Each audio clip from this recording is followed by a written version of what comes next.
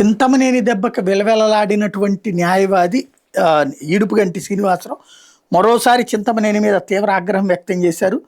దెందులూరు నియోజకవర్గంలో కమ్మవారికి ప్రాణరక్షణ లేకుండా పోయిందంటూ మండిపడ్డారు. ఆదివారం ఏలూరులో మీడియాతో మాట్లాడారు. ఎమ్మెల్యే చింతమనేని ప్రభాకర్ తెలుగుదేశం పార్టీని బుల్డోజర్ పార్టీగా మారుస్తున్నారన్నారు.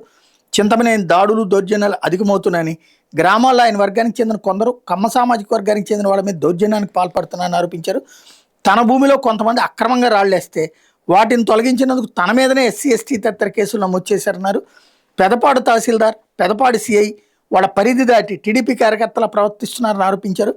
ఇట్లాగే కొనసాగితే కోర్టును ఆశ్రయించాల్సి వస్తుందని హెచ్చరించారు. పెదవేగి మండలం జగన్నాథపురం గ్రామానికి చెందిన టీడీపీ కార్యకర్త కుటుంబ సభ్యులు చిన్న షెడ్డు నిర్మించుకుని వ్యాపారం చేసుకుంటుండగా ఎమ్మెల్యే చింతమనేని ఆ షెడ్డును బుల్డోజర్తో కూల్చేశారని చెప్పారు.